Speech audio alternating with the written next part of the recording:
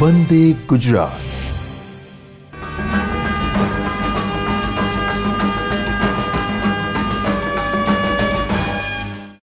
નમસ્કાર વિદ્યાર્થી મિત્રો, આજે આપણે ધોરણ 12 વિભાગ 2ના પ્રકરણ નંબર 12 પરમાણુ વિશેની ચર્ચા કરીશું.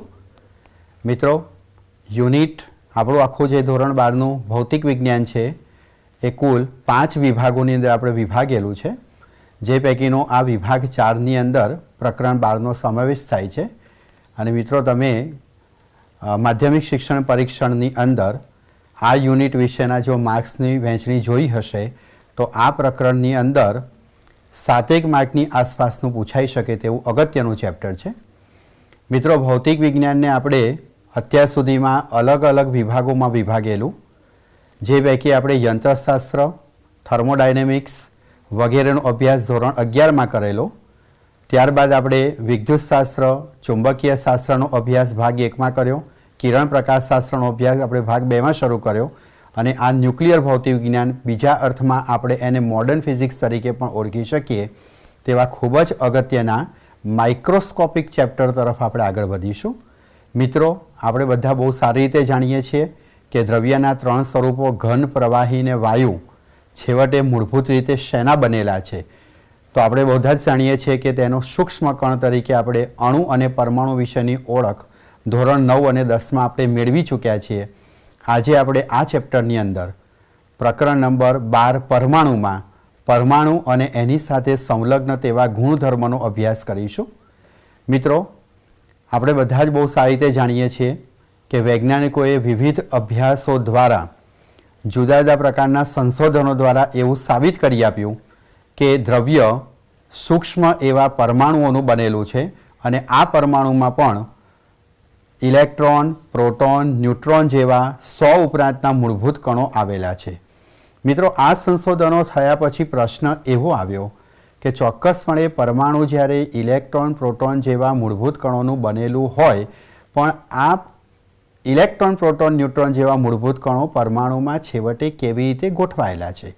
મિત્રો, આપણે બહુ સારી રીતે જાણીએ છીએ, જ્યારે કોઈક નવી જગ્યા ઉપર કોઈ ઇમારત બનવાનું હોય ત્યારે સૌપ્રથમ આપણી આસપાસનો કોઈ નવા ફ્લેટની સ્કીમ અથવા તો મકાનની સ્કીમનો વિચાર કરો.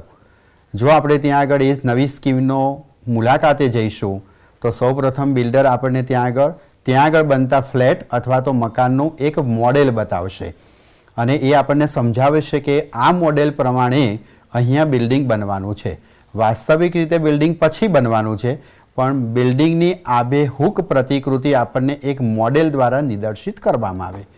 મિત્રો, આપણે બહુ જ સારી રીતે જાણીએ છીએ કે પરમાણુની ત્રિજ્યા આશરે 10⁻10 મીટર છે, જે તમે ધોરણ 11માં પણ અભ્યાસ કરી ચૂક્યા છો. પણ આ કેવી રીતે નક્કી થઈ તેનું આપણે આજે આ પ્રકરણની અંદર નિષ્કર્ષ તારવીશું, એની ચર્ચા કરીશું. મિત્રો, સેમ વસ્તુ એ હતી કે પરમાણુ જ્યારે 10⁻10 મીટર જેટલી સૂક્ષ્મ ત્રિજ્યા ધરાવતું હોય તો એને નરી આંખે દેખવું અત્યંત મુશ્કેલ છે. જ્યાં બિલ્ડિંગ બન્યું નથી, અત્યારે આપણને એને નરી આંખે નથી દેખાતું, તો એ આપણે મોડેલ દ્વારા રજૂ કરીએ છીએ. સેમ એ જ કોન્સેપ્ટ આપણે અહીંયા પરમાણુ વિશે લાગુ પાડીએ કે જો આપણે પરમાણુ નરી આંખે જોઈ શકતા નથી તો એ પરમાણુને આપણે એક મોડેલ દ્વારા રજૂ કરવું પડે.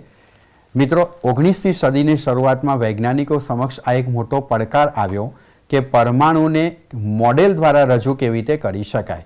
મિત્રો, મોડેલ કેવું હોવું જોઈએ? એ આબેહૂબ અને વાસ્તવિક પરિસ્થિતિને રજૂ કરે તે મુજબનું હોવું જોઈએ. તો એ જ વસ્તુ આપણે પરમાણુમાં લાગુ પાડીએ તો આપણે પરમાણુનું મોડેલ એવું બનાવવું જોઈએ કે જે પરમાણુના ગુણધર્મોને પણ સારી રીતે સમજાવી શકે. મિત્રો, પરમાણુના ગુણધર્મો કયા છે? તો 2 વિશિષ્ટ ગુણધર્મો છે. એક, પરમાણુ સ્થાયિત્વ ધરાવે છે. મિત્રો, ખાસ નોંધવા જેવી બાબત કે પરમાણુ હંમેશા સ્થાયિત્વ ધરાવે. દ્રવ્ય જે સ્વરૂપમાં છે એ લાંબા સમય સુધી તે જ સ્વરૂપમાં રહી શકે છે.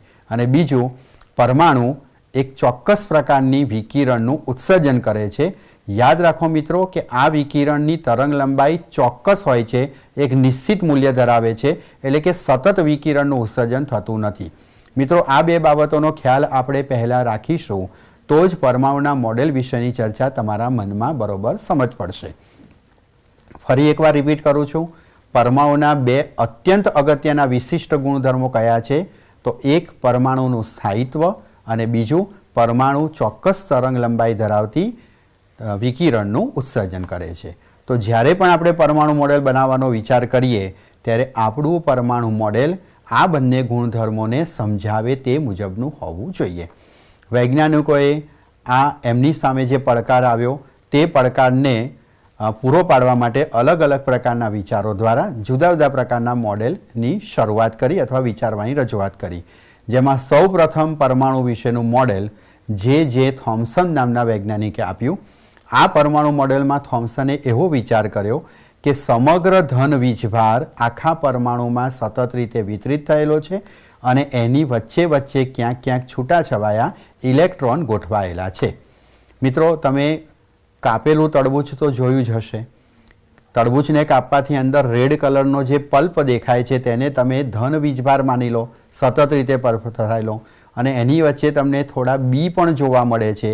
એ બીને આપણે ઇલેક્ટ્રોન માની લઈએ તો રેડ કલરના તરબૂચના પલ્પને ધન વીજભાર અને એમાં રહેલા તરબૂચના બીને આપણે ઇલેક્ટ્રોન માનીએ તો જે થોમ્સનના આ મોડેલને આપણે પલ્પ મોડેલ તરીકે પણ ઓળખી શકીએ. મિત્રો, થોમ્સને એવો વિચાર કર્યો કે સમગ્ર પરમાણુમાં ધન વીજભાર સતત રીતે પથરાયેલો છે અને એમાં ઇલેક્ટ્રોન છૂટા છવાયેલા આવેલા છે. મિત્રો, હમણાં જ મેં તમને કીધું કે આપણું મોડેલ પરમાણુના જે બે અગત્યના વિશિષ્ટ ગુણધર્મો છે તેને સમજાવે તેવું હોવું જોઈએ. જો આપણે જે થોમ્સનના પરમાણુ મોડેલને માન્યતા આપીએ તો એમના વિચાર મુજબ અહીં ધન વીજભાર સતત પથરાયેલો છે.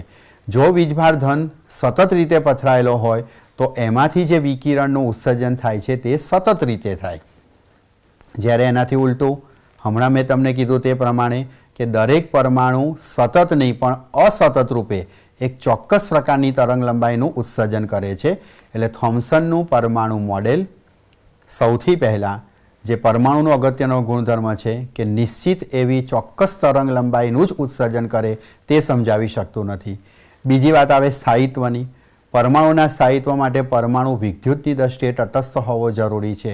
જો આપણે ઇલેક્ટ્રોનને આ રીતે છૂટાછવાયા વચ્ચે વચ્ચે ક્યાંક ગોઠવીશું તો ધન અને ઋણ વીજભારની જે સંકેન્દ્રિતા હોવી જોઈએ, તટસ્થતા હોવી જોઈએ એ પણ સમજાવી શકાતી નથી.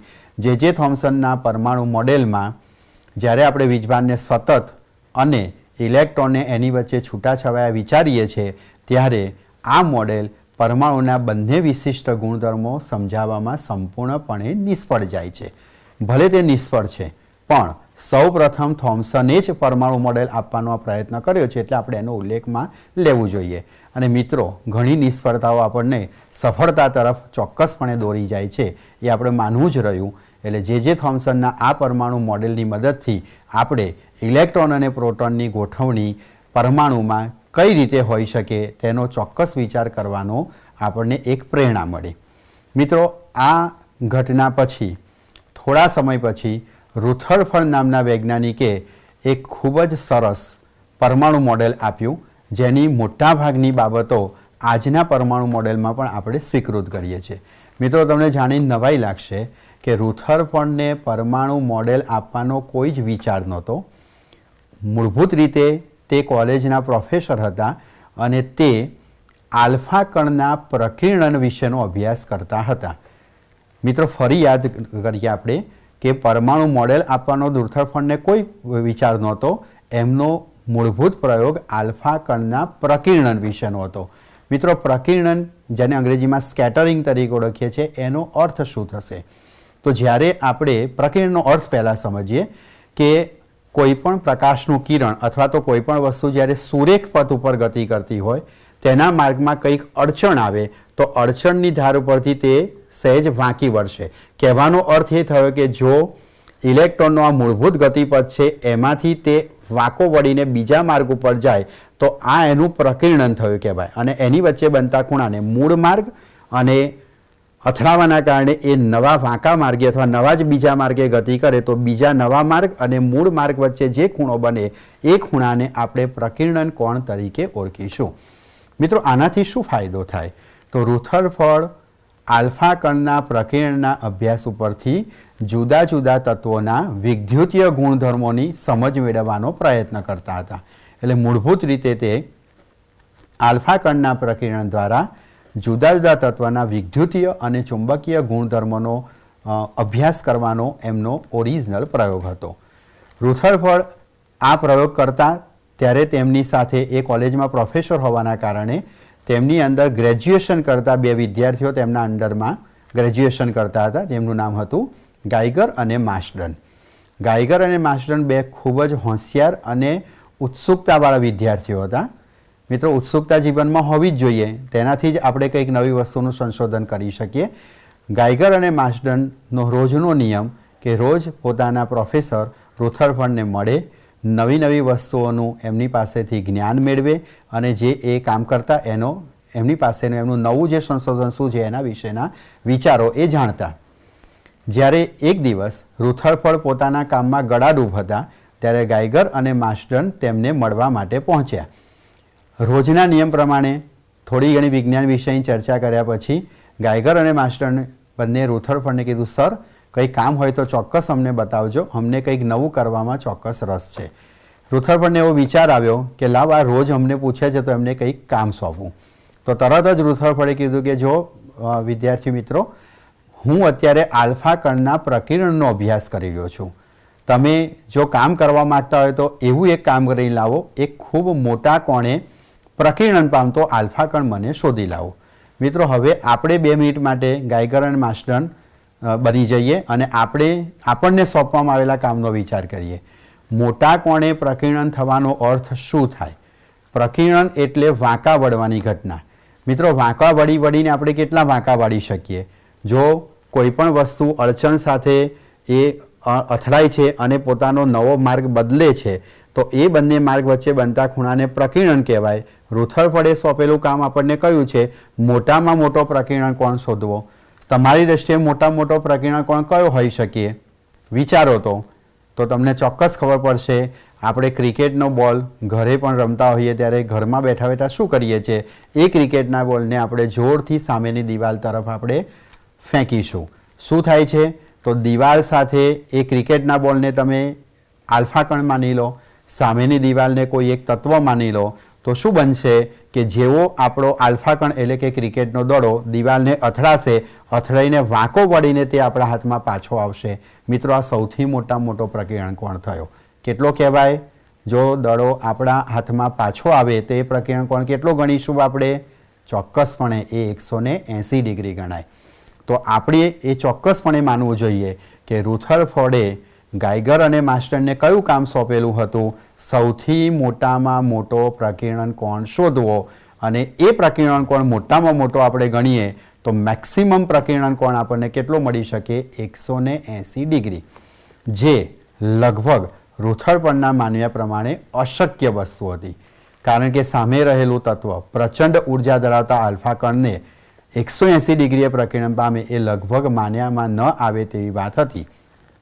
એક સાહજિકતાથી ગાઇગર અને માર્સડને આ કામ સોંપ્યું હતું. આ બાજુ ગાઇગર અને માર્સડન એમને કામ મળવાથી ખૂબ જ પ્રફુલ્લિત થઈ ગયા અને તરત જ એ લેબની અંદર જઈને એમના આ આલ્ફા કણના મોટામાં મોટા પ્રકીર્ણન કોણને શોધવાના પ્રયોગો શરૂ કર્યા.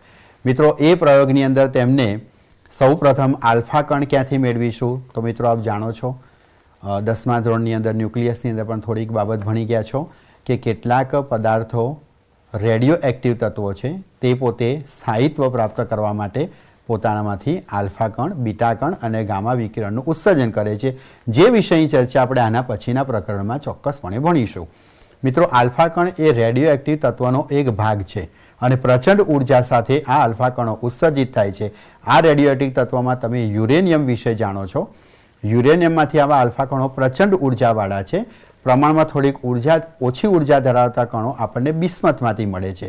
તેમણે બિસ્મથ રેડિયો એક્ટિવ તત્વ લીધું, એમાંથી આલ્ફા કણનું ઉત્સર્જન લીધું. આ આલ્ફા કણની કિરણાવલી બનાવવા માટે આલ્ફા કણોને સીસાની જાડી પ્લેટોમાંથી પસાર કર્યો. એક નાના છિદ્રમાંથી પસાર કરવાથી મિત્રો, જ્યારે આલ્ફા કણ ઉત્સર્જન પામે ત્યારે ઉત્સર્જન હંમેશા કેવું હોય? બિલકુલ અવ્યવસ્થિત હોય. એ અવ્યવસ્થિત આલ્ફા કણને આપણે જો એક ચોક્કસ માર્ગની અંદર લેવા હોય તો એને એક સૂક્ષ્મ છિદ્રમાંથી પસાર કરવા જોઈએ. એ છિદ્ર એવું હોવું જોઈએ કે માત્ર છિદ્ર વાટે જ આલ્ફા કણ બહાર જાય. સીસું એવું તત્વ છે કે જેમાંથી આલ્ફા કણ એને ભેદીને બહાર જઈ શકતા નથી. એટલે સીસાની પ્લેટમાં તમે જ્યાં આગળ છિદ્ર રાખ્યું હોય એ છિદ્ર વાટે જ આલ્ફા કણો બહાર નીકળે, એટલે આ બાજુ આલ્ફા કણો જે અસ્તવ્યસ્ત હતા એ સીસાના છિદ્રમાંથી પસાર થાય ત્યારે એક કિરણાવલી સ્વરૂપે આગળ વધી શકે છે. એટલે ગાયગર અને માસ્ટરને પોતાના પ્રયોગમાં સૌપ્રથમ બિસ્મથમાંથી આલ્ફા કણનું ઉત્સર્જન મેળવ્યું.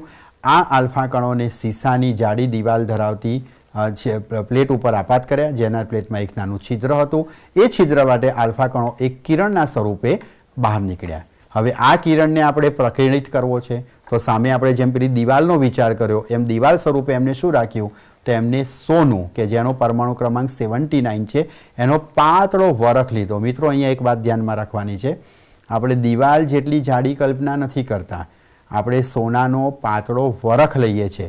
એની જાડાઈ માત્ર 2 × 10⁻⁷ મીટર.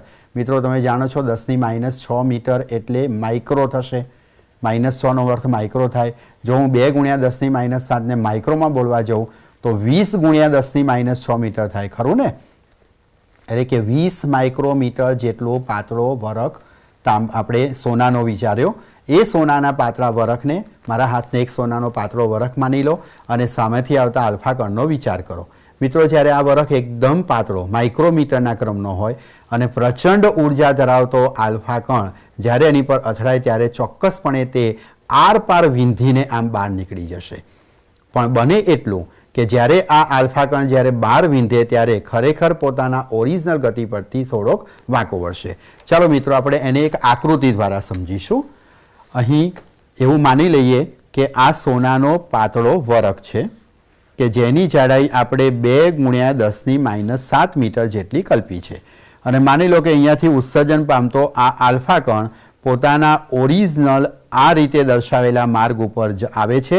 સોનાના વરખને અથડાઈને ખરેખર તે પોતાના આ માર્ગે જવો જોઈએ. જો આ માર્ગે જાય તો તેનો પ્રકિર્ણન કોણ આપણને કેટલો મળે છે? 0 ડિગ્રી. પણ એવું જોવા ચોક્કસપણે મળે કે જ્યારે આલ્ફા કણ આ માર્ગે આવ્યો અને જ્યારે સોનાની ફોઇલમાંથી એ બહાર નીકળે ત્યારે તે સહેજ વાંકો વળે છે, તો આ જે ખૂણો મળ્યો તેને પ્રકિર્ણન કોણ કહીશું.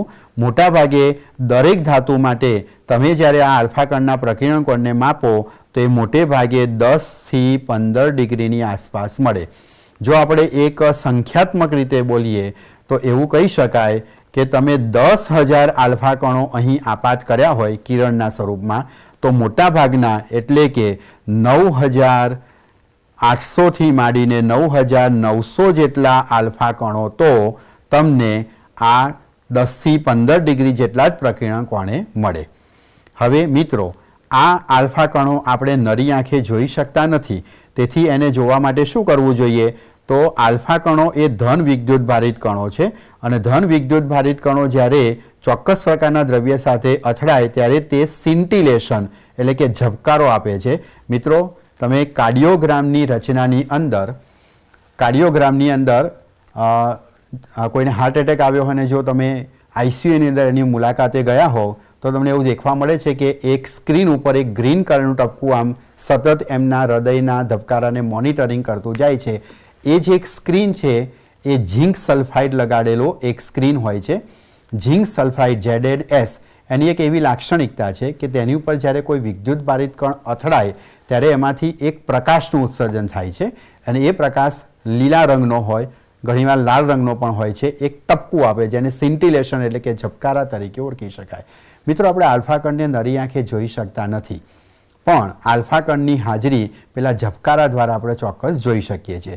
એક ચોક્કસ પ્રકારના ઇલેક્ટ્રોનિક માઇક્રોસ્કોપ દ્વારા કેટલા સિન્ટિલેશન થયા, કેટલા ઝબકારા થયા જો એ આપણે ગણી લઈએ તો આપેલા ચોક્કસ ખૂણે કેટલા સંખ્યામાં આલ્ફા કણો પ્રકિર્ણ પામ્યા તેનો આપણે અંદાજ મેળવી શકીએ અને આપેલા ખૂણે કેટલી સંખ્યામાં આલ્ફા કણો પ્રકિર્ણ પામ્યા તેનો આપણે આલેખ પણ દોરી શકીએ. કોનો આલેખ દોરવાનો છે? આલ્ફા કણોની સંખ્યા, પ્રકિર્ણ પામતા આલ્ફા કણોની સંખ્યા વિરુદ્ધ પ્રકિર્ણન કોણ, અને એની મદદથી આપણે ધીરે ધીરે મોટામાં મોટો પ્રકિર્ણ કોણ શોધવાનો પ્રયત્ન કરીશું. તો મિત્રો તમને અગાઉથી જ ખબર પડી, આપણે આગળની ચર્ચામાં સમજ્યા કે આપણે મોટામાં મોટો પ્રકિર્ણ કોણ એટલે 180 ડિગ્રી સુધી પહોંચવું છે. અત્યારના પ્રયોગમાં આપણે શું જોયું? જે રાબેતા મુજબ રુથરફર્ડને જોવા મળ્યું એવો જ પ્રયોગ ગાયગર અને માસ્ટરને એના પરિણામમાં જોવા મળ્યું કે મોટાભાગના આલ્ફા કણો 10 થી 15 ડિગ્રીની આસપાસ પ્રકીર્ણન પામે છે। હવે આ પ્રકીર્ણન પામતા આલ્ફા કણોના પ્રકીર્ણન કોણને શોધવા માટે ધીરે ધીરે ધીરે આ ઝેડએન સલ્ફાઇડ ઝિંક સલ્ફાઇડ ધરાવતા એક માઇક્રોસ્કોપને આપણે ફોઇલની આજુબાજુ આમ રોટેટ કરતા જઈશું, 360 ડિગ્રી ગોળ ફરી શકે તે રીતે। તો શરૂઆતમાં આપણે એને 0 ડિગ્રી પર રાખ્યો। આ કોઇલ છે, આ ઝેડએન સલ્ફાઇડનો પડદો છે, બિલકુલ સામસામે રાખવું તો પ્રકીર્ણન કોણ 0। હવે માની લો કે આપણે એને એમ ગોળ ફેરવતા જઈએ છીએ તો આ ખૂણો કેટલો થયો? 15 ડિગ્રી, 10 ડિગ્રી થશે, 20 ડિગ્રી થશે, 30 ડિગ્રી, એમ કરતાં કરતાં કરતાં આપણે આમ જઈશું એટલે આ 90 ડિગ્રી થશે। એમ કરતાં કરતાં પાછળ જઈએ 90થી વધારે 100, 110 એમ કરતાં પાછળ બિલકુલ ઓપોઝિટ જઈએ અહીંથી આ બાજુ એટલે કે 180 ડિગ્રી થાય। મિત્રો બસ આપણે આ રીતે એને રોટેટ કરતા જઈશું એટલે તમને અલગ અલગ અલગ અલગ પ્રકીર્ણન કોણે કેટલી સંખ્યામાં આલ્ફા કણો મળે છે તે આપણે પેલા સિન્ટિલેશન દ્વારા નોંધતા જઈશું। મિત્રો બહુ સ્વાભાવિક વસ્તુ છે કે જ્યારે તમે 0 ડિગ્રી રાખો એનાથી થોડોક વધારે એટલે તમને મોટા ભાગના આશરે 99% જેટલા આલ્ફા કણો પ્રકીર્ણન પામતા જોવા મળે અને જેમ જેમ તમે પ્રકીર્ણન કોણને વધારતા જાઓ તેમ પ્રકીર્ણન પામતા આલ્ફા કોણની સંખ્યા ઘટતી જાય। મિત્રો આમ કરતાં કરતાં કરતાં જ્યારે ગાઇગર માસ્ટન હું અહીંયા સ્કેલ ઉપર તમને બતાવું છું કે આ આલ્ફા કણને અહીંયા આપણે સિન્ટિલેશનને આ રીતે ફેરવતા ફેરવતા ફેરવતા અહીં પહોંચીએ છીએ ત્યારે આપણે 90 ડિગ્રીએ જઈશું, બરાબર। અહીંયાથી આ ખૂણો તમે દેખો સ્કેલ પ્રમાણે તો આ 90 ડિગ્રી થયો, ત્યાંથી આગળ જઈએ એટલે આ હવે 90થી મોટો એટલે 100 માની શકાય, 110, 120, 130, 140 એમ કરતાં અહીં પહોંચીશું। જ્યારે અહીંયા પહોંચીએ ત્યારે આપણને પ્રકીર્ણન કોણ એક્ઝેક્ટ 180 ડિગ્રીનો મળે। અહીંયાથી આ ખૂણો કેટલો બનશે? 180 ડિગ્રીનો। હવે આપણે એને આલેખમાં સમજતા જઈએ। મિત્રો આ આલેખની અંદર એક વાત ખાસ નોંધજો કે હું અહીંયા જે આલેખ દોરું છું તેમાં પ્રકીર્ણન પામતા આલ્ફા કણોની સંખ્યા, અહીં જે આપણે આલેખ દોરીએ છીએ તે આલ્ફા કણોની સંખ્યા વિરુદ્ધ પ્રકીર્ણન કોણ થીટાનો છે। મિત્રો અહીંયા સંખ્યા હું લોગેરિધમ સ્કેલ ઉપર લઉં છું। કોને લોગેરિધમ સ્કેલ કહેવાય તો હું બતાવું તમને। 10ની ઘાતાંકમાં જનરલી આપણે 0 થી 10 ગણીએ તો પછી તમે અહીંયા શું લખો છો? જ્યારે ગ્રાફ દોરો ત્યારે 10 પછી અહીંયા તમે લખશો સીધા 20। જ્યારે આ લોગેરિધમ સ્કેલ છે એને 10ની ઘાતાંકમાં લખાય અને 10ની 1 ઘાત ગણો તો આને 10ની 2 ઘાત 10 વડે ગુણવાનો એને લોગેરિધમ સ્કેલ કહેવાય। આ 10ની 3 ઘાત 10 ગુણ્યા 10 100, 100 ગુણ્યા 10 1000, 10ની 3, આ 10ની 4 છે, આ 10ની 5 છે અને અહીં આપણે પ્રકીર્ણન કોણ 20 ડિગ્રી જે નોર્મલ સ્કેલ છે 20, 40, 60, 80, 100 અને એમ કરતાં કરતાં કરતાં આપણે એને 180 ડિગ્રીની આસપાસ લઈ જઈશું, બરાબર। અહીં સુધીનો સ્કેલ તમે વિચારો તો સૌપ્રથમ આપણે જ્યારે પ્રકીર્ણન કોણ લગભગ 10થી 15 ડિગ્રીની આસપાસ રાખ્યો ત્યારે મોટાભાગના આલ્ફા કણો અહીંયા પ્રકીર્ણન પામતા જોવા મળ્યા અને જેમ જેમ તમે આ સિન્ટિલેશનને ઝિંક સલ્ફાઇડનો પડદા ધરાવતા માઇક્રોસ્કોપને અહીંયા રોટેટ કરી અને પ્રકીર્ણન કોણ થીટાનું મૂલ્ય વધારતા જશો તેમ તેમ પ્રકીર્ણન પામતા આલ્ફા કણોની સંખ્યા ઘટતી જાય અને જ્યારે તમે 90થી આસપાસ એટલે કે 100 ડિગ્રીની આસપાસ આવો ત્યારે પ્રકીર્ણન પામતા આલ્ફા કણોની સંખ્યા ઘટીને આશરે 100 ડિગ્રીની આસપાસના પ્રકીર્ણન કોણ માટે તમને 80ની આસપાસ મળી। એટલે કે 10,000 આલ્ફા કણ આપાત કર્યા હોય ત્યારે આ ખૂણે પ્રકીર્ણન પામતા આલ્ફા કણોની સંખ્યા માત્ર 80। મોટાભાગના આ નાના કોણે જ પ્રકીર્ણન પામ્યા। આ ખૂણો ચોક્કસપણે ઘણો મોટો ખૂણો છે પણ ગાઇગર માસ્ટરને આનાથી સંતોષ નહોતો, એમને તો મેક્સિમમ 180 સુધી જવું હતું। હવે આગળ અહીંયાથી જાઓ તો જેવો તમે અહીંયા ખૂણો વધારો તો શરૂઆતના પ્રયોગોમાં ગાઇગર અને માસ્ટરને એવું જોવા મળ્યું કે અહીંથી તરત જ એકદમ જ આલ્ફા કણની સંખ્યામાં ઘટાડો થાય અને ઘણીવાર અહીંયાથી સિન્ટિલેશન બંધ થઈ જતું હતું એટલે કે લગભગ 100 ડિગ્રીની ઉપરના ખૂણાઓ માટે એક પણ આલ્ફા કણ પ્રકીર્ણન પામે તેવું નોંધી શકતા નહોતા। ઘણા બધા પ્રયત્નો કરવા છતાં એ આ ખૂણાની આગળ પહોંચી ન શક્યા। પછી છેલ્લા પ્રયત્ન સ્વરૂપે એમને એવું કર્યું કે એક સાથે એમને 10,000 જેટલા આલ્ફા કણો એક સાથે મારો ચલાવ્યો। સતતની જગ્યાએ એમને અહીંયા બ્લોક કર્યા આલ્ફા કણો અને એક સાથે એમને છોડ્યા તો એમને જોવા મળ્યું કે 10,000 આલ્ફા કણો એક સાથે આપાત કરવામાં આવે ત્યારે એક આલ્ફા કણ 10,000 જેમ એક આલ્ફા કણ એવો મળે છે કે જે એક્ઝેક્ટ 180 ડિગ્રીએ અહીંયા પ્રકીર્ણન પામી અને પાછો આવે છે। મતલબ કે 10,000 આલ્ફા કણે માંડ એકાદ આલ્ફા કણ એવો મળ્યો કે જે આ સોનાની ફોઇલને અથડાઈને, મિત્રો અગાઉ મેં તમને કીધું તેમ ક્રિકેટના દડાને દિવાલ પર ફેંકવાથી દિવાલને અથડાઈને કેવો આપણા હાથમાં પાછો આવ્યો? એક્ઝેક્ટ એક આલ્ફા કણ 10,000 આલ્ફા કણોમાંથી एक आल्फा कण एवो हतो के जे अहींयाथी प्रकीर्ण पामीने पाछो आव्यो अने मात्र 3 दिवसना समयगाळामां तेमणे भले एक तो एक पण एमनो टार्गेट पूरो थयो के एक आल्फा कण पण तो प्रकीर्ण चोक्कस पामे छे। मित्रों, आ एक आश्चर्यजनक परिणाम कही शकाय। रुथरफोर्डनी बायोग्राफी जो तमने वेकेशनमां समय होय तो नेट पर सर्च करीने वांचजो। रुथरफोर्डे ज्यारे गाइगर मास्टरना आ प्रयोग मात्र 3 दिवसना समयगाळा पछी आखुं प्रायोगिक परिणाम लई अने गाइगर अने मास्टर ज्यारे रुथरफोर्ड पासे गया त्यारे रुथरफोर्डनी ऑटोबायोग्राफीमां रुथरफोर्डे एवा शब्दो वापर्या छे के गाइगर अने मास्टर ज्यारे आ अवलोकनो लईने मारी पासे आव्या त्यारे हूँ मारी खुर्सी परथी उछળી पड्यो। देट मीन्स के मारा माटे आ एकदम एक्साइटमेंट वाली वस्तु हती। एमने आ घटनाने आपने समझ पड़े एना माटे एवुं एक सरस वर्णन एमने पोतानी ऑटोबायोग्राफीमां लख्युं छे के मानी लो के तमे एक नानुं कागळनुं पेज, जेम के मारा हाथमां एक नानुं आ कागळनुं पेज छे, हूँ कागळनुं पेज लईने तमारी सामे ऊभो छुं अने तमे सामेथी बफर्स गोळो, बफर सोपमांथी एक मोटो गोळो के जेनी क्षमता एवी छे के एक साथे बहु मोटा शહેરનું અડધો વિસ્તાર નષ્ટ કરી શકે એવો જોરદાર મોટો તોપનો ગોળો તમારી સામે આવતો હોય કે જેની સંહાર ક્ષમતા આટલી મોટી હોય અને એ આ કાગળની સાથે અથડાઈને પાછો જતો રહે। મિત્રો, એવી આ કલ્પના વિચારી શકાય। મોટા તોપના ગોળાને કે બંદૂકમાંથી છૂટેલી પ્રચંડ ઉર્જા ધરાવતી ગોળીને એક નાના કાગળ સાથે તમે અથડાવો અને કાગળને વિંધ્યા વગર કાગળને અથડાઈને પાછી જતી રહે એવી અશક્ય માની શકાય તેવી આ ઘટના રુથરફોર્ડે આ ઘટના સાથે સરખાવી। એટલે રુથરફોર્ડનું એવું માનવું હતું કે કોઈ કાળે આ શક્ય ન બને તેવી એક કલ્પના ખરેખર વાસ્તવિક બની। પણ મિત્રો, વિજ્ઞાન હંમેશા સત્યતાના અને સત્ય બાબતો સાથે જ ચાલે છે। ભલે 10,000માંથી એક તો એક, પણ એક આલ્ફા કણ પણ સોનાની આટલી પાતળી વરખ સાથે અથડાઈને પાછો ફર્યો।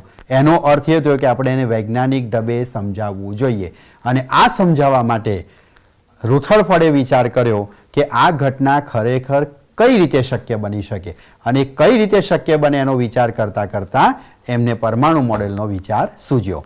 चलो मित्रों, हूँ हवे अहींया समजाववानो प्रयत्न करीश कि आ घटना कई रीते बने। मित्रों, आल्फा कण ए धन वीजभारित कण छे। तेनी पासे रहेलो वीजभार +2c जेटलो छे અને તેને સંજ્ઞાત્મક રીતે આપણે He2 વડે દર્શાવીએ છીએ। મિત્રો, આ એકચ્યુઅલી હિલિયમની સંજ્ઞા છે, પણ હિલિયમમાં +2e જેટલો વીજભાર છે એટલે આલ્ફા કણને કોઈ નવો સિમ્બોલ ન આપતા આપણે એને હિલિયમના ન્યુક્લિયસના સિમ્બોલ દ્વારા દર્શાવીશું। તો રુથરફોર્ડનો વિચાર શું હતો કે આલ્ફા કણ એ ખરેખર +2e જેટલો વીજભાર ધરાવતો એક કણ છે અને એ કણ જ્યારે ગતિ કરતો કરતો સોનાની ફોઇલ સાથે અથડાય અને અથડાઈને એ પાછો ફરી શકતો હોય તો ચોક્કસપણે આ સોનાની ફોઇલમાં રહેલો જે ધન વીજભાર જે થોમ્સનના પરમાણુ મોડેલમાં સતત રીતે વિતરિત કરેલો આપણે વિચાર્યો હતો એ સતત ન હોતા સંકેન્દ્રિત થયેલો। સંકેન્દ્રિતનો મતલબ આ બધો વીજભાર આપણે ભેગો કરીશું, જાણે કે આમ લાડવો વળી ગયો છે એવું કહી કરી શકાય। બધો જ ધન વીજભાર જો સંકેન્દ્રિત હશે, બેકટો થયેલો, તો આલ્ફા કણના 10,000 આલ્ફા કણોનો તમે અહીંયા મારો ચલાવો ત્યારે એક આલ્ફા કણ એવો હશે કે બિલકુલ આ સંકેન્દ્રિત થયેલા સમગ્ર પરમાણુના કેન્દ્રમાં એમને ધન વીજભારનું સંકેન્દ્રણ માન્યું અને જ્યારે એક આલ્ફા કણ બિલકુલ આ અહીંયાથી પસાર થતા આલ્ફા કણો પ્રકીર્ણ પામી શકે, પણ જે આલ્ફા કણ બિલકુલ આ કેન્દ્રમાંથી પસાર થવાનો પ્રયત્ન કરે એને આ સંકેન્દ્રિત થયેલા ધન વીજભારનો અનુભવ કરવો પડશે। આ ધન વીજભારને આપણું મૂલ્ય ગણીએ તો કેટલું ગણાશે? મિત્રો, તમે જાણો છો કે એક પ્રોટોનનો વીજભાર E જેટલો છે। પરમાણુના ન્યુક્લિયસમાં રહેલા પ્રોટોનની સંખ્યા એટલે તેનો પરમાણુ ક્રમાંક કહેવાય। જો આ તત્વનો પરમાણુ ક્રમાંક આપણે Z માનીશું તો એની પાસે રહેલો ટોટલ ધન વીજભાર કેટલો થશે? ZE જેટલો। એટલે આ બાજુ ZE જેટલો ધન વીજભાર છે, અહીં 2e જેટલો ધન વીજભાર ધરાવતો આલ્ફા કણ છે। જ્યારે આ આલ્ફા કણ બિલકુલ અહીંથી પસાર થવાનો પ્રયત્ન કરે ત્યારે કુલમ્બના નિયમ અનુસાર આ આલ્ફા કણ ઉપર પ્રચંડ એવું અપાકર્ષણ બળ લાગશે જેનું મૂલ્ય આપણે કુલમ્બના નિયમ અનુસાર લખીએ તો 1/4πε0 Q1 × Q2 એટલે કે 2e। Q1 બરાબર પહેલો વીજભાર QE ઇન્ટુ Q2 તરીકે બીજો વીજભાર ZE અને અપોન R². જેમ જેમ અંતર ઘટશે તેમ તેમ આ કુલંબીય અપાકર્ષણ બળનું મૂલ્ય વધે અને આ આલ્ફા કણ જ્યારે ન્યુક્લિયસની નજીક જાય ત્યારે ન્યુક્લિયસ એની પર એટલું બધું પ્રચંડ અપાકર્ષણ બળ લગાડે કે તે પોતાના મૂળ માર્ગે પાછો ફરે, એટલે કે તેનો ખૂણો આપણને 180 ડિગ્રી જેટલો પ્રાપ્ત થશે. તો મિત્રો, આ આખી આલ્ફા કણના પ્રકિરણની ઘટના પરથી આપણને પરમાણુના મોડેલની અંદર સૌથી અગત્યની બાબત એ સમજવા મળી કે અત્યાર સુધી આપણે દરેક પરમાણુ મોડેલમાં જે ધન વીજભારને સતત રીતે પથરાયેલો માનતા હતા એ ખરેખર સતત ન હોતા સમગ્ર ધન વીજભાર પરમાણુના મધ્ય ભાગની અંદર સંકેન્દ્રિત થયેલો હોવો જોઈએ. મિત્રો, આ વીજભાર સંકેન્દ્રિત છે. સંકેન્દ્રિતનો મતલબ બધો જ એકઠો થયેલો છે તેવું માનવું જોઈએ. આલ્ફા કણના પ્રકિરણના આ અભ્યાસ ઉપરથી રુથરફોર્ડે પરમાણુ મોડેલ વિશે એક ખૂબ જ અગત્યનો કહી શકાય તેવો ખ્યાલ આપ્યો કે આલ્ફા કણ જો 180 ડિગ્રીએ પ્રકિરણ પામી શકે તો આપણે હમણાં ગણતરીમાં જોયું તે પ્રમાણે સમગ્ર પરમાણુમાં રહેલો ધન વીજભાર એટલે કે પ્રોટોન સમગ્ર પરમાણુના કેન્દ્રમાં સંકેન્દ્રિત થયેલો છે. મિત્રો, એ પણ તમે સારી રીતે જાણો છો કે પ્રોટોન એક ભારે કણ છે ઇલેક્ટ્રોનની સરખામણીમાં. જો પ્રોટોન સંકેન્દ્રિત થાય તો સમગ્ર પરમાણુ દળ પણ તેના કેન્દ્ર ઉપર કેન્દ્રિત થયેલું છે, એટલે આપણે ન્યુક્લિયસ ઉપર બધું જ દળ કેન્દ્રિત થયેલું છે તેવું માની શકીએ. હવે વાત આવી ઇલેક્ટ્રોનની, તો રુથરફોર્ડે પોતાના પરમાણુ મોડેલમાં એવું સમજાવ્યું કે જ્યારે આ બધો જ ધન વીજભાર પરમાણુના કેન્દ્ર ઉપર સંકેન્દ્રિત થયેલો છે તો ઇલેક્ટ્રોન આ કેન્દ્રની આજુબાજુ જુદી જુદી કક્ષાઓમાં ગમે તે ઉર્જા સાથે ગમે તે કક્ષકમાં પરિભ્રમણ કરે છે. રુથરફોર્ડના પરમાણુ મોડેલની આ બંને બાબતો હાલના પરમાણુ મોડેલમાં સ્વીકૃત છે. હાલમાં પણ આપણે એ જ બાબતનો અભ્યાસ કરીએ છીએ. તમે નીચલા ધોરણમાં ભણીને આવ્યા છો કે સમગ્ર પરમાણુનું દળ તેના કેન્દ્રમાં કેન્દ્રિત થયેલું છે, જેને આપણે પરમાણુના ન્યુક્લિયસ તરીકે ઓળખીશું. ન્યુક્લિયસ શબ્દ રુથરફોર્ડે આપ્યો છે અને આ ન્યુક્લિયસની આસપાસ જુદી જુદી કક્ષકોમાં ઇલેક્ટ્રોન જુદી જુદી ઉર્જાઓ સાથે પરિભ્રમણ કરી શકે છે. રુથરફોર્ડના પરમાણુ મોડેલમાં નિષ્કર્ષમાં આવેલી આ બંને બાબતો આપણે આજના પરમાણુ મોડેલમાં પણ સ્વીકૃત ગણી છે. પ્રશ્ન માત્ર એક જ જગ્યાએ આવ્યો કે રુથરફોર્ડના પરમાણુ મોડેલમાં રુથરફોર્ડે એકમાત્ર ભૂલ એ કરી કે ઇલેક્ટ્રોન ગમે તે કક્ષકમાં ગમે તે ઉર્જા સાથે પરિભ્રમણ કરી શકે. મિત્રો, આ ખ્યાલ જો આપણે લઈશું તો બનશે શું કે ઇલેક્ટ્રોનને જ્યારે ઉર્જા વધારે હશે ત્યારે એ ન્યુક્લિયસથી દૂર હશે અને જેમ જેમ એ પરિભ્રમણ કરે ત્યારે વર્તુળ ગતિ દરમિયાન એને ઉર્જાનો વ્યય કરવો પડે. એટલે જેમ જેમ એની ઉર્જા ઘટતી જાય તેમ એ પોતાના વર્તુળમાંથી નાના વર્તુળમાં કમાન આકારે ગતિ કરે. હું તમને અહીંયા કાગળ પર દર્શાવું કે એ ગતિ કઈ રીતની હોઈ શકે. મિત્રો, આપણે એવો વિચાર કરીએ કે આ પરમાણુનું ન્યુક્લિયસ છે અને ઇલેક્ટ્રોન પ્રચંડ ઉર્જા સાથે ન્યુક્લિયસની દૂરની કક્ષામાં આ રીતે પરિભ્રમણ કરે.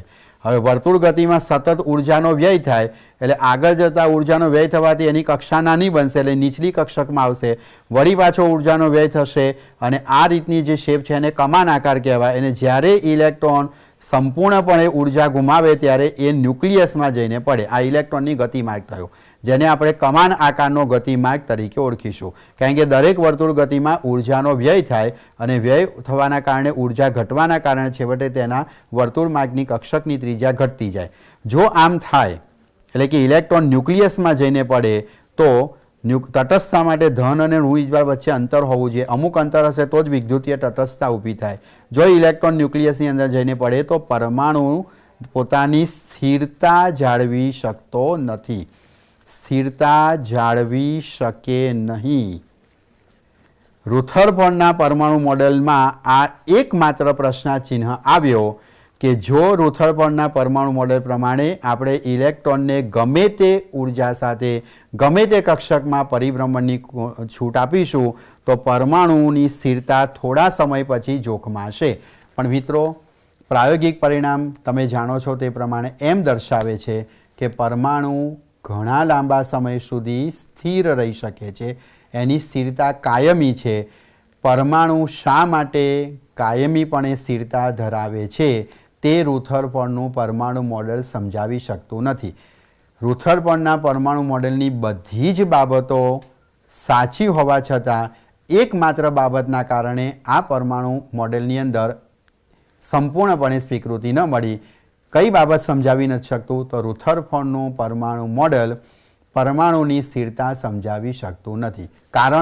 કારણમાં માત્ર એટલી જ છે કે રુથરફોર્ડે ઇલેક્ટ્રોનને ગમે તે ઉર્જા સાથે ગમે તે કક્ષકમાં પરિભ્રમણ કરવાની છૂટ આપી.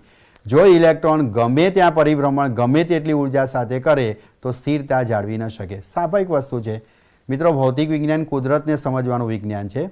ભૌતિક વિજ્ઞાનની આ ઘટના પણ આપણને આપણા જીવનને જીવવા માટેની એક સમજ આપે છે. મિત્રો, આપણે ઘરે એમ કહીશું કે આપણને ગમે તેટલી ઉર્જા એટલે પૈસા મળે, જેટલા પણ વધારે પૈસા મળશે તો જેમ જેમ વધારે પૈસા મળશે એમ શું કરશું? આપણે ગમે ત્યાં ફરવાનો પ્રયત્ન કરશું.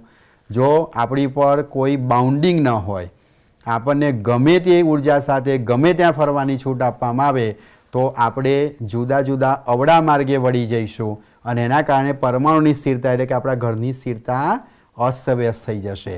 એટલે આપણી ઉપર ચોક્કસ કંટ્રોલ હોવો જોઈએ. ઘરે પપ્પા કે મમ્મી આપણને કહે કે બેટા વાંચવું જોઈએ તો વાંચવું જ પડે. આપણી પર બાઉન્ડિંગ હોવું જ જોઈએ. આપણે મોબાઈલ માગવાની અત્યારે જરૂર નથી, ગમે તેટલા રૂપિયા ખર્ચવાની જરૂર નથી. એ કરવાના કારણે આપણી સ્થિરતા જોખમાશે. પરમાણુ આપણને આટલી સરસ મજાની સમજ આપે છે તો આપણે પણ એ વસ્તુ સમજવી જોઈએ કે કુદરતમાં ભૌતિક વિજ્ઞાન જો કુદરતને સમજવાનું વિજ્ઞાન છે તો કુદરત આપણને એમ કહે છે કે દરેક વસ્તુમાં ચોક્કસ મર્યાદા હોવી જોઈએ. જો તમે મર્યાદા ન જાળવો તો સ્થિરતા જોખમાશે.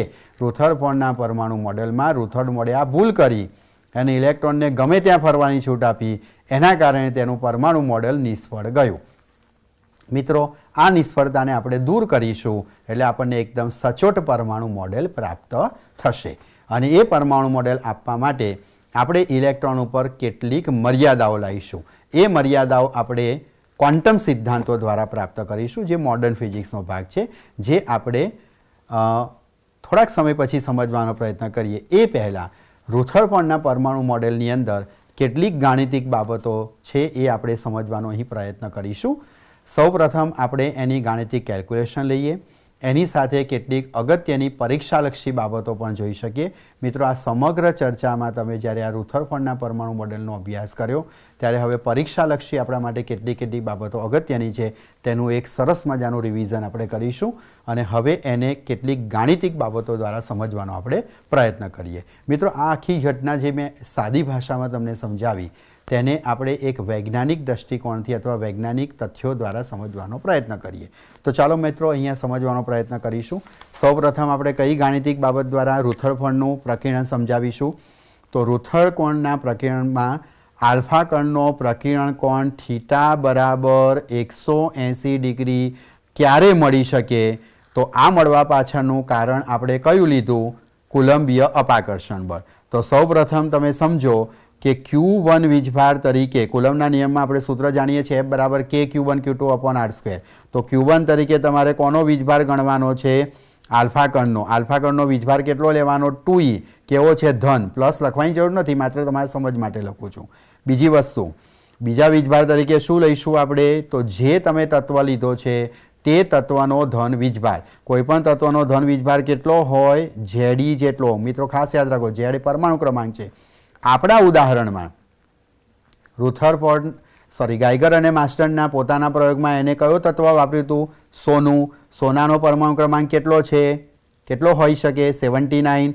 તો 79 હોવાથી એના કારણે કેટલો ધન વીજભાર મળે? 79. તમારી જાણ ખાતર, જો તમે અહીંયા હાઇડ્રોજન લો છો તો +e, જો તમે અહીંયા હિલિયમ લો છો તો +2e, જો તમે અહીંયા કાર્બન લો છો તો કાર્બનનો પરમાણુ ક્રમાંક 6 છે તો 6e આવી શકે. એમ જુદા જુદા તત્વો પ્રમાણે તમારે વ્યાપક અર્થમાં Ze કહેવું પડે. તો જ્યારે 2e જેટલો ધન વીજભાર Ze જેટલા ધન વીજભારની નજીક આવવાનો પ્રયત્ન કરે ત્યારે કુલમના નિયમ અનુસાર તેની પર લાગતું કુલંબીય અપાકર્ષણ બળ 1/4πε0 Q1 × Q2 પ્રમાણે 2e × Ze/r², એટલે કે 1/4πε0 2Ze² r² જેટલું આપણને મળી શકે. અહીંયા ઝેડ જુદા જુદા તત્વોનો પરમાણુ ક્રમાંક છે। મિત્રો આપણે આ ચેપ્ટરની અંદર મોટે ભાગે હાઇડ્રોજન માટે જ ચર્ચા કરવાના છીએ। હાઇડ્રોજનનો પરમાણુ ક્રમાંક ઝેડ બરાબર 1 હોવાથી આપણે આ સમીકરણને 2e²/r² દ્વારા દર્શાવીશું। તો આ પહેલી વસ્તુ થઈ। બીજી બાબત આપણે સમજીએ, એક ખૂબ જ અગત્યની ચર્ચા છે કે માનો કે આ આપણું ન્યુક્લિયસ છે। હવે ન્યુક્લિયસના બરોબર કેન્દ્રમાંથી પસાર થતી રેખાને આપણે એક સંદર્ભ રેખા તરીકે વિચારીએ। મિત્રો આ બરોબર ધ્યાનપૂર્વક તમે સમજજો, આનાથી ઘણી બધી વ્યાખ્યાઓ આપણી ક્લિયર થઈ જશે। આ પરમાણુનું ન્યુક્લિયસ છે, ન્યુક્લિયસના કેન્દ્રમાંથી પસાર થતી આપણે એક કાલ્પનિક અક્ષ દોરી। હવે જો આલ્ફા કણ અહીંથી ગતિ કરતો હોય, માની લો કે આલ્ફા કણનો ગતિમાર્ગ આ મુજબનો છે, તો એ ન્યુક્લિયસની આ જે સંદર્ભ રેખા છે તેનાથી ઘણો દૂર છે। આલ્ફા કણના ગતિમાર્ગ અને ન્યુક્લિયસની સંદર્ભ રેખા વચ્ચેનો જે અંતર છે તેને આપણે ઇમ્પેક્ટ પેરામીટર બી તરીકે ઓળખીશું। ઇમ્પેક્ટ એટલે અથડામણ, પેરામીટર એટલે અથડામણ માટેનો ગતિમાર્ગ। આ ઇમ્પેક્ટ પેરામીટર બી છે જે અત્યારે પ્રમાણમાં મોટો છે। જો ઇમ્પેક્ટ પેરામીટર બી મોટો હોય તો આલ્ફા કણ ન્યુક્લિયસથી દૂર જાય। મિત્રો દૂર હોય ત્યારે જ્યારે આલ્ફા કણ અહીં પહોંચ્યો ત્યારે વિચાર કરો કે આ +2e વીજભાર છે, આ ઝેડી વીજભાર છે, એની વચ્ચેનું અહીં અંતર વધુ છે। અંતર વધુ હોય તો આ સૂત્ર અનુસાર બળ ઓછું લાગે એટલે અહીંથી આલ્ફા કણનું પ્રકીર્ણન પ્રમાણમાં ઓછું થાય, પ્રકીર્ણન કોણ થીટા નાનો મળશે। ઓબ્જેક્ટિવ પ્રશ્ન, જો ઇમ્પેક્ટ પેરામીટર બી મોટો હોય તો પ્રકીર્ણન કોણ કેવો મળે? વિકલ્પમાંથી આપણે પસંદ કરીશું પ્રકીર્ણન કોણ નાનો મળે। હવે મિત્રો આ આલ્ફા કણ બીજા એક આલ્ફા કણનો ગતિમાર્ગ દોરો। ચાલો જુઓ, અહીંયા જુઓ તો આ જે માર્ગ છે તે અને આ મુખ્ય માર્ગ છે તે બે વચ્ચેનું અંતર એટલે કે ઇમ્પેક્ટ પેરામીટર બી કેવો થયો? નાનો। જો ઇમ્પેક્ટ પેરામીટર નાનો છે તો એનો અર્થ એ થયો કે આલ્ફા કણ ન્યુક્લિયસની વધારે નજીકથી પસાર થશે, એટલે કે આ બે વચ્ચેનું અંતર ઘટવાના કારણે આ સૂત્ર અનુસાર અપાકર્ષણ બળ વધે। અપાકર્ષણ બળ વધે એટલે આલ્ફા કણ વધારે વાંકો બનશે, વધારે વાંકો થાય એટલે શું બનશે? તો થીટા વધે। ઇમ્પેક્ટ પેરામીટર બી નાનો તો થીટા મોટો। ચલો મિત્રો, એમ કરતાં કરતાં કરતાં અહીંથી આલ્ફા કણનો વિચાર કરો। ચલો આ માર્ગ ઉપર આલ્ફા કણ લઉં છું, આજે મારી પેન ફરી રહી છે, માર્ગ જુઓ તો ચાલો વિચારો મિત્રો, અહીં અહીં જે આલ્ફા કણ ગતિ કરે છે એના માટે ઇમ્પેક્ટ પેરામીટર બીનું મૂલ્ય કેટલું થશે? તો ઇમ્પેક્ટ પેરામીટર એટલે ગતિમાર્ગ અને સંદર્ભ રેખા વચ્ચેનો ખૂણો। મેં ગતિમાર્ગ સંદર્ભ રેખા પર જ લીધો એટલે ઇમ્પેક્ટ પેરામીટર બી કેટલો થયો? 0। ખાસ નોંધો, મોસ્ટ IMP MCQ, જો ઇમ્પેક્ટ પેરામીટર બી 0 હોય તો મેક્સિમમ બળ લાગશે, આલ્ફા કણ ન્યુક્લિયસને અથડાય તેવો આપણને અનુભવ થશે, એટલે કે આને કહેવાશે હેડ ઓન સંઘાત, માથે માથું ભટકાયું। આને આપણે હેડ ઓન સંઘાત તરીકે ઓળખીશું। સંઘાત શબ્દ ગુજરાતીમાં જ લખું છું। હેડ ઓન ઇમ્પેક્ટ થયો, આ હેડ ઓન સંઘાત થયો। હેડ ઓન સંઘાત થવાથી આલ્ફા કણ પ્રકીર્ણન પામશે, મોટામાં મોટા પ્રકીર્ણન કોણે? અને આપણને પ્રકીર્ણન કોણ કેટલો મળશે? Theta is equal to 180 degree. તો મિત્રો આ ખાસ અગત્યનો MCQ છે, આપણે ધ્યાન રાખીશું। અહીંયાથી 2 થી 3 રીતે અલગ અલગ આપણને પરીક્ષામાં MCQ પૂછી શકાય। ઇમ્પેક્ટ પેરામીટર બી મોટો તો મિત્રો પ્રકીર્ણન કોણ નાનો। ઇમ્પેક્ટ પેરામીટર બી ઘટતો જાય તેમ પ્રકીર્ણન કોણ વધતો જાય, અને જ્યારે ઇમ્પેક્ટ પેરામીટર બી 0 થાય, 0 ક્યારે થાય? બિલકુલ મધ્યમાન રેખામાંથી આલ્ફા કણ પસાર થાય। તો ઇમ્પેક્ટ પેરામીટર બી 0 હોય ત્યારે આલ્ફા કણ શું કરે? હેડ ઓન સંઘાત કરે, બિલકુલ ન્યુક્લિયસને અથડાવવાનો પ્રયત્ન કરે, અને એ વખતે આપણને પ્રકીર્ણન કોણ કેટલો મળે છે? 180 ડિગ્રી।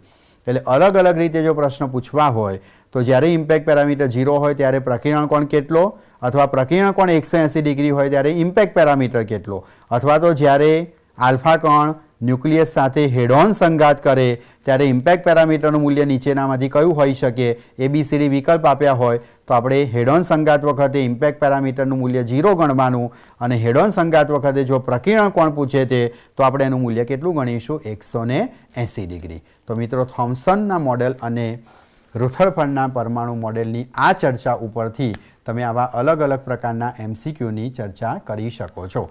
મિત્રો, મારી આ ચર્ચા ઉપરથી હવે તમે આપણા પાઠ્યપુસ્તકની અંદર આપેલા સ્વાધ્યાયના પહેલા પ્રશ્નનો જવાબ આપવાનો પ્રયત્ન કરશો। હું આના પછીના લેક્ચરની અંદર તમને આ પ્રશ્ન વિશેની ચર્ચા પૂછીશ પ્રશ્નોત્તરી સ્વરૂપે, અને તમે એને સમજવાનો પ્રયત્ન કરજો। તો મિત્રો, આ ચર્ચા ઉપરથી આપણને ચોક્કસપણે MCQ વિશેનો ખ્યાલ મળશે। મિત્રો, રુથરફર્ડના આ પરમાણુ મોડેલની અંદર કઈ કઈ બાબતો આપણે સ્વીકૃત ગણી? તો બે બાબતોને આપણે સ્વીકૃતિ આપી. સૌથી પહેલી વસ્તુ એ કે અત્યાર સુધી આપણે જે ધન બીજભારને સતત પથરાયેલો માનતા હતા એ સતત ન હોતા પરમાણુના મધ્ય ભાગમાં કેન્દ્રિત થયેલો છે, જેને આપણે ન્યુક્લિયસ એવું નામ આપ્યું. અને ઇલેક્ટ્રોન આ ન્યુક્લિયસની આસપાસ જુદી જુદી કક્ષાકોમાં પરિભ્રમણ કરે છે. રુથરફર્ડના પરમાણુ મોડેલમાં આપણે કઈ બાબતને અસ્વીકૃતિ આપી? એક જ બાબતને અસ્વીકૃતિ આપી કે ઇલેક્ટ્રોન ગમે તે કક્ષકમાં ગમે તે ઉર્જા સાથે પરિભ્રમણ કરી શકે છે. તે બાબત આપણે સ્વીકૃતિમાં લેવાની નથી, કારણ કે જો આ બાબત આપણે સ્વીકૃત કરીશું તો પરમાણુ પોતાની સ્થિરતા જાળવી શકશે નહીં. મિત્રો, આ સાથે સાથે તમે પરીક્ષાલક્ષી શું યાદ રાખ્યું કે આલ્ફા કણનો વીજભાર કેટલો છે? તો +2e જેટલો. પરમાણુનો વીજભાર કેટલો લેવાનો છે? તો ZE જેટલો. Z બરાબર પરમાણુ ક્રમાંક જે તત્વ આપણને આપ્યું છે તે પ્રમાણે ગણીશું. આલ્ફા કણ અને ન્યુક્લિયસ વચ્ચે લાગતું અપાકર્ષણ બળ કુલમના નિયમો અનુસાર આપણે વ્યાખ્યાયિત કરીશું. અને છેલ્લી બાબત કે ઇમ્પેક્ટ પેરામીટર શું છે? તો પરમાણુ આલ્ફા કણના ગતિમાર્ગ અને પરમાણુમાંના ન્યુક્લિયસમાંથી પસાર થતી રેખા વચ્ચેનું અંતર એ ઇમ્પેક્ટ પેરામીટર છે. જેમ ઇમ્પેક્ટ પેરામીટર બી મોટો તેમ આલ્ફા કણ ન્યુક્લિયસના દૂરથી પ્રકીર્ણન પામે એટલે આપણને પ્રકીર્ણન કોણ નાનો મળે. ઇમ્પેક્ટ પેરામીટર ઘટાડતા જતાં પ્રકીર્ણન કોણ આપણને મોટો મળે અને જ્યારે ઇમ્પેક્ટ પેરામીટર 0 કરો ત્યારે આપણને પ્રકીર્ણન કોણ 180 ડિગ્રી પ્રાપ્ત થશે. મિત્રો, આને લગતા આપણે ઉદાહરણની ચર્ચા હવે આપણે કરીશું. તો મિત્રો ચાલો જુઓ, હવે આપણે ટેક્સ્ટબુકની અંદર આપેલું ઉદાહરણ નંબર 1 એની આપણે એક સરસ મજાની કાલ્પનિક ચર્ચા છે, એનો પણ આપણે અભ્યાસ કરીએ. તો મિત્રો, હું રકમ ઉદાહરણ નંબર 1માંથી વાંચું છું. આપણી ટેક્સ્ટબુકની અંદર આપેલું પેજ નંબર 418 તમે દરેક જણ કાઢો. 418 નંબરના પેજ ઉપર આપેલું ઉદાહરણ નંબર 12.1નો આપણે વિચાર કરીએ. આ ઉદાહરણ 12.1માં આપણને કઈ ઘટનાનો અભ્યાસ કરવાનો કીધો છે કે પૃથ્વી સૂર્યની આસપાસ પરિભ્રમણ કરે છે. જેમ ન્યુક્લિયસની આસપાસ ઇલેક્ટ્રોન પરિભ્રમણ કરે છે તેમ સૂર્યની આસપાસ આપણી પૃથ્વી પરિભ્રમણ કરે છે. મિત્રો, એક ખાસ અગત્યની બાબતનો અભ્યાસ કરી રહીએ આપણે. પછી આ ઉદાહરણ ઉપર હું વધારે ડિટેલ ચર્ચા કરીશ કે રુથરફર્ડના આલ્ફા કણના પ્રકીર્ણનના અભ્યાસ ઉપરથી માત્ર પરમાણુ મોડેલ વિશેનો ખ્યાલ આવ્યો એટલું નથી, સાથે સાથે આપણને પરમાણુની સાઇઝ વિશેનો ખ્યાલ આપ્યો, ન્યુક્લિયસની સાઇઝ પણ ખબર પડી. રુથરફર્ડના આલ્ફા કણના પ્રકીર્ણનના અભ્યાસ ઉપરથી એવી આપણને ખ્યાલ આવ્યો કે ન્યુક્લિયસની ત્રિજ્યા આશરે 10⁻14 મીટર હોવી જોઈએ. એનો એક આછો પાત્રો તમને ખ્યાલ આપી દો કે આ કઈ રીતે બની શકે. માની લો કે મારી આ હથેળી એ ન્યુક્લિયસ છે અને અહીંયાથી એક આલ્ફા કણ આવી રહ્યો છે. આ આલ્ફા કણ જ્યારે આવે ત્યારે તમે જાણો છો કે જેમ જેમ આલ્ફા કણ ન્યુક્લિયસની નજીક જવાનો પ્રયત્ન કરે તેમ તેમ તેની પર અપાકર્ષણ બળ વધતું જશે. એટલે ઓછી ઉર્જાવાળો આલ્ફા કણ, માની લો કે આપણે એક આલ્ફા કણને અહીંયાથી ફેંક્યો તો આની ઉર્જા ઓછી છે તો એ અપાકર્ષણનો સામનો ન કરી શકે એટલે અહીંયાથી જ પ્રકીર્ણન પામી જાય. હવે કોકની ઉર્જા વધારે છે તો વધુ નજીક જાય, બરાબર, સામનો વધારે કરી શકે એટલે વધારે નજીક જાય પણ પાછો જશે. એમ કરતાં કરતાં કરતાં આલ્ફા કણ નજીક જવાનો પ્રયત્ન કરે. પછી જેમ જેમ આપણે આલ્ફા કણની ઉર્જા વધારતા જઈએ તેમ આપણને આલ્ફા કણ ન્યુક્લિયસની વધારે નજીક જતો દેખવા મળશે. આ ઘટનાને કહેવામાં આવે છે distance of closest approach. Approach એટલે વર્તણૂક. આલ્ફા કણની વધારે ન્યુક્લિયસની નજીક જવાની સંભાવના. આપણે આલ્ફા કણની આ બાજુથી ઉર્જા વધારતા જઈએ છીએ, એ ન્યુક્લિયસની વધારે કોઈક આલ્ફા કણ અહીં સુધી ગયો, પછી અહીં સુધી આવ્યો, પછી અહીં સુધી આવ્યો. જેમ જેમ આપણે ઉર્જા આપીશું એમ એનો ડિસ્ટન્સ ઓફ ક્લોઝેસ્ટ એપ્રોચ ધીરે ધીરે બદલાતો જશે અને છેવટે એ અહીં જશે. અહીં આવ્યા પછી એ પ્રકીર્ણન પામે. ત્યાર પછીના અભ્યાસોમાં એવું જોવા મળ્યું કે અમુક અંતર પછી, હવે માની લો કે મારી આ હથેળી છે, ન્યુક્લિયસ છે અને એનું એક કેન્દ્ર છે, તે કેન્દ્રથી આપણે અમુક અંતર લઈશું. આ અંતર પછી પેલું અંતર ઘટતું થયું. શરૂઆતમાં 2 એંગસ્ટ્રોમથી ગયું, 3 એંગસ્ટ્રોમ, 2 એંગસ્ટ્રોમ ગણ્યું આપણે, પછી 1.9 એંગસ્ટ્રોમ, 1.6 એંગસ્ટ્રોમ, એમ ઘટાડતા આપણે જ્યારે એક્ઝેક્ટ 1 એંગસ્ટ્રોમની આસપાસના અંતરે આવીએ છીએ, એનાથી થોડાક અંદર, ત્યાર પછી ગમે તેટલી આલ્ફા કણની ઉર્જા આપવા છતાં પ્રયોગોમાં એવું ખબર પડે છે કે આલ્ફા કણ એક ચોક્કસ ડિસ્ટન્સથી આગળ જઈ શકતો નથી. મતલબ કે આ ન્યુક્લિયસની દિવાલ આવી ગયેલી હોવી જોઈએ, એ દિવાલને અથડાઈ પાછો આવે. જ્યારે આપણે આલ્ફા કણની ઉર્જા વધારીએ, ગમે તેટલી ઉર્જા આપવા છતાં પણ એક અનુભવ એવો થયો કે ન્યુક્લિયસના કેન્દ્રથી લગભગ 10⁻14 મીટર જેટલા અંતરથી આગળ આલ્ફા કણ જઈ શકતો નથી. એના ઉપરથી આપણને ખ્યાલ આવે છે કે ન્યુક્લિયસની બાઉન્ડ્રી એટલે કે ન્યુક્લિયસની ત્રિજ્યા આશરે 10⁻14 મીટર જેટલી હોવી જોઈએ। તો ન્યુક્લિયસની ત્રિજ્યા 10⁻14 મીટર રુથરફર્ડના આલ્ફા કણના પ્રકીર્ણના અભ્યાસ ઉપરથી માનવામાં આવી, જે આધુનિક ત્રિજ્યા સાથે બિલકુલ સુસંગત છે। અને સાથે સાથે આપણે પરમાણુની સાઇઝ 10⁻10 મીટર જેટલી માનીશું। તો જ્યારે ઇલેક્ટ્રોન ન્યુક્લિયસની આસપાસ પરિભ્રમણ કરે છે ત્યારે ન્યુક્લિયસની કક્ષાની ત્રિજ્યા લગભગ 10⁻10 મીટર માનીશું અને ન્યુક્લિયસની ત્રિજ્યા આપણે 10⁻14 મીટર માપીએ। તો જેમ સૂર્યની આસપાસ પૃથ્વી પરિભ્રમણ કરે એમ ન્યુક્લિયસની આસપાસ આપણા ઇલેક્ટ્રોનના પરિભ્રમણની ચર્ચા ઉદાહરણ નંબર 1ની અંદર આપણને આપેલી છે। તો પ્રશ્ન શું પૂછ્યો છે આપણને કે પૃથ્વી અને સૂર્યની આસપાસ જે કક્ષામાં પરિભ્રમણ કરે છે તેમ પરમાણુ અંગેના રુથરફર્ડના ન્યુક્લિયસ મોડેલમાં ન્યુક્લિયસની ત્રિજ્યા કે જે આપણે -15 મીટર લેવાની છે એ સૂર્યની ત્રિજ્યા જેટલી હોય અને ઇલેક્ટ્રોનની કક્ષા 10⁻10 મીટરે આપણે પૃથ્વીના ભ્રમણ કક્ષા જેટલી લઈએ તો સૂર્યમંડળના પરિભ્રમણના પ્રમાણ પરમાણુના જેવા હોત તો પૃથ્વી સૂર્યથી અત્યારે જે છે તેના કરતાં વધારે નજીક હોય તો દૂર હોય તો એ આપણે ગણતરી કરતાં વિચારીએ તો અત્યારે જે ઇલેક્ટ્રોનની કક્ષા અને પરમાણુની કક્ષાની ત્રિજ્યાનો ગુણોત્તર છે એ આપણને 1,10⁵ જેટલો મળે છે। જ્યારે જો આપણે પૃથ્વીની અને સૂર્યની વાસ્તવિક ત્રિજ્યા લઈએ તો એની ગણતરી આપણને આપેલી છે કેટલી 7 જેટલી, એટલે લગભગ 7 × 10⁻13 મીટર જેટલો આપણને જવાબ મળે છે।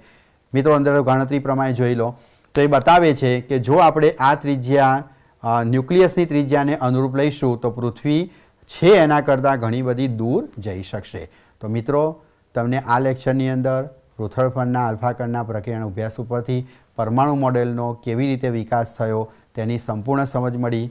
આ પછીનું આગળની ચર્ચા આપણે એની મર્યાદા છે તેને દૂર કેવી રીતે કરીશું તેની ચર્ચા હવે પછીના લેક્ચરની અંદર આપણે કરીશું। નમસ્કાર।